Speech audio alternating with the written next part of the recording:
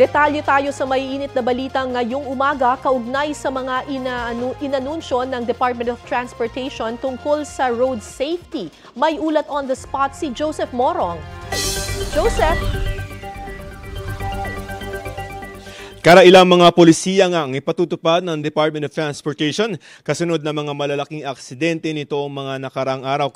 Ilan dito yung mandatory drug testing ng mga driver at konduktor ng mga public utility vehicles kada 3 buwan o 90 days, pati na ang regular na roadworthiness check ng mga sasakyan. Ayon kay Transportation Secretary Vince Dizon, ang namamayaning sentimiento ng publiko ngayon ay hindi na sila ligtas sa mga kalsada. Ito raw ang iniatas ng Pangulo na solusyon kasabay ng paghahatid ng pakikiramay sa mga biktima nitong mga nakaraang road accidents. Ilan pa sa mga ipatutupad na utos ay yung pagbabawas ng oras ng pagmamaneho ng mga long distance driver, lalo na yung mga pang-probinsya na mga bus. Gagawin na lamang na 4 na oras ang maximum na biyahe ng isang driver ng isang provincial bus, at kung sobra sa 4 na oras ang biyahe nito ay kailangan na may karelyebo ito na driver din at hindi konduktor. Gusto rin ng DOTR na maipatupad na ang speed limiter law. Sa kaugnay na balita, panghabang buhay na binawi ng LTO o Land Transportation Office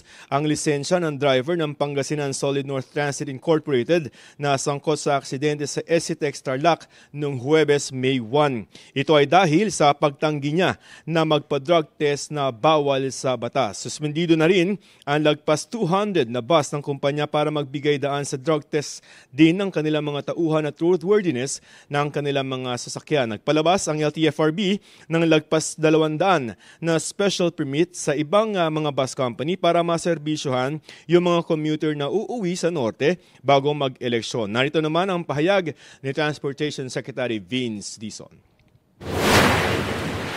People do not feel safe in our streets, on our streets. That is the reality. This is the true justice that we can all give, that government can give to the 12 people who have died these past few days. Because the system is broken. May panawagan yung DOTR sa publiko tungkol dun sa mga abusado na mga driver at mga motorcycle vloggers. Kunan lamang daw ng video at i-post lang ng i-post sa mga ito, at pag na-monitor ng LTO ay automatiko na 90 days na suspension para sa mga yan. Joseph, so i-inspeksyonin yung Solid North na bus company, pero yung iba namang mga bus companies and bus drivers, may ganito rin bang aksyon ng DOTR para sa kanila, para safe lahat ng mga bus at hindi lang yung itong Solid North?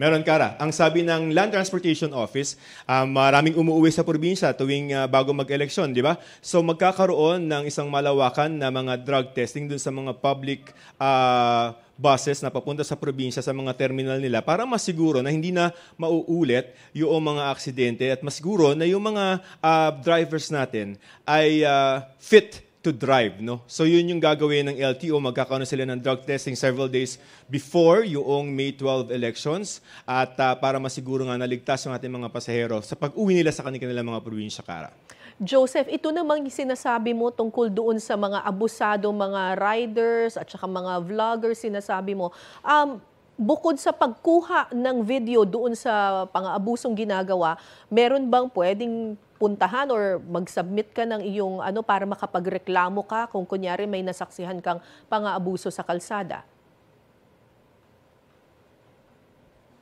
May hotline naman yung LTO at saka LTFRB para dyan magsumbong, pero ang ginagawa kasi ngayon ng LTO at ng DOTR ay medyo mas proactive sila na mag-monitor ng mga ganyan mga pangyayari. So pag nag-viral yan, oras na mag-viral yan, ay makikita agad yan ng DOTR at LTO. Meron din naman ng mga Facebook page itong mga ahensya nito at pwede nyo itag doon. And I can attest na medyo active naman yung mga social media pages ng mga ahensya na to, Alright. Maraming salamat sa iyo, Joseph Morong.